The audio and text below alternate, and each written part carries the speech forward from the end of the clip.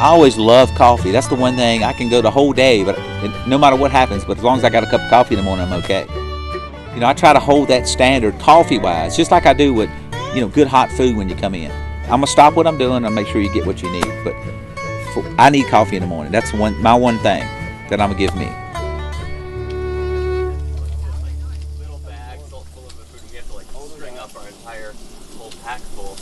Yeah. What we found is early on people bear bag. Later on they just double or triple wrap it and then they put them inside their pack. Okay. But you go into the Shenandoahs, you need to. Hey, what are you doing? You like to eat some hot dogs? Yay! People ask how the Leapfrog Cafe, which is what we have here, got started. Is conversations with me and one of my best friends at home. I noticed that there was a need in these little gaps where there's no support. So since then I've upped the mileage a bit every day. And okay. What are you at now, about 15 or 18? Oh, 20. 20s? Yeah. My trail name's Milky. I come from England. Back home I delivered milk in England. That's how my name Milky comes. 20 to 25 miles per day now. When I first started I wasn't doing that mileage, but I think I've got my hiking legs now. So yeah, 20-25 a day. A bit of trail magic like this is absolutely wonderful. It brings a smile to your face, it uplifts you. You arrive, especially on a damp day like this. Yeah, first class. Really appreciate the effort that goes into people doing magic. See, I saw you were coming, so I made some chips. Good lad, eh? Yeah, you know the story. Y'all invented those chips, right? I do make coffee, Dunkin' Donuts coffee, but what I noticed was that they weren't getting enough home-style foods. You know, lunchtime it's always hot dogs and French fries. I always have fresh fruit, apples and bananas and oranges. Now for supper, it's always like we had fajitas the other night. You know, green peppers and onions, sautéed, fresh, chopped. So I'm trying to give them a home cooking meal. You know, like you would at your mom's or something, your grandma's. I'm southbound. I started in July and December. Nothing fancy, just some southern style seasoning, which is grease. I think I'm the most help on a day like today. Because, this morning I got up, everything was kind of loose, I battened it all down, and I envisioned having a group like this. So I built this little bench, got everything ready. I was like, everybody will be right here with all the rain and all, solid little bench. What do you think? Think I could sell those at Walmart?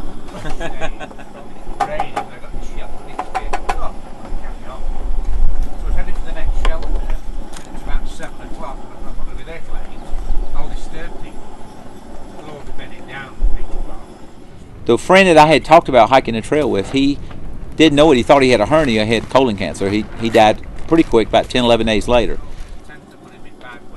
We used to cook a lot in our neighborhood for people, and now we're able to do it out here. It's kind of carryover of something me and him used to do together. We both loved to cook.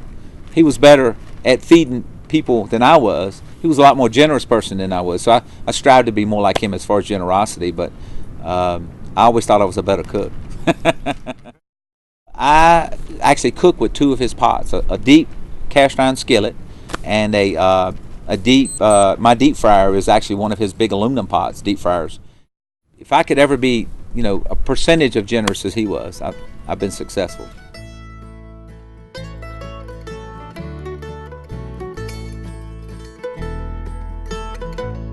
The community really makes this trail happen, man.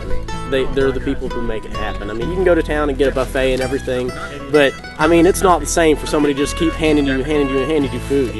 To make it through Hiker Go, I'm full, I got to stop is a hell of an accomplishment. It's really awesome to see somebody out here putting everything that they have into making hikers feel good. It's very humbling. It makes me feel really good and makes me feel really good about the people that I meet out here. And that's part of the AT experience, man, is it's the people. When I started in Georgia, you meet people. Okay, then the second setup, they learn to trust you a little better. Third, fourth setup, you develop a friendship. But they're putting their money in here. Yeah, so that's why I say it's me and then a lot of others helping and the hikers putting back in. So that's why when I say we in the Leapfrog Cafe, it's all of us working together. I'm just a central hub, that's all.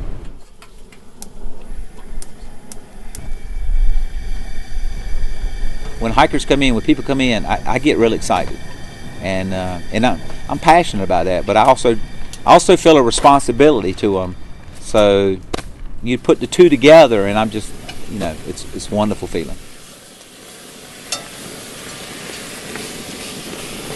Because I go up 81, then I'm gonna take a right into Waynesboro or left? Left in no.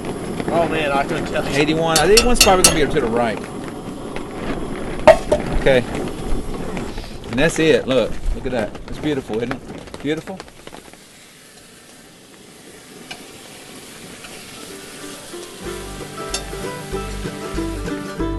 I mean, it's that simple. Anybody could do this.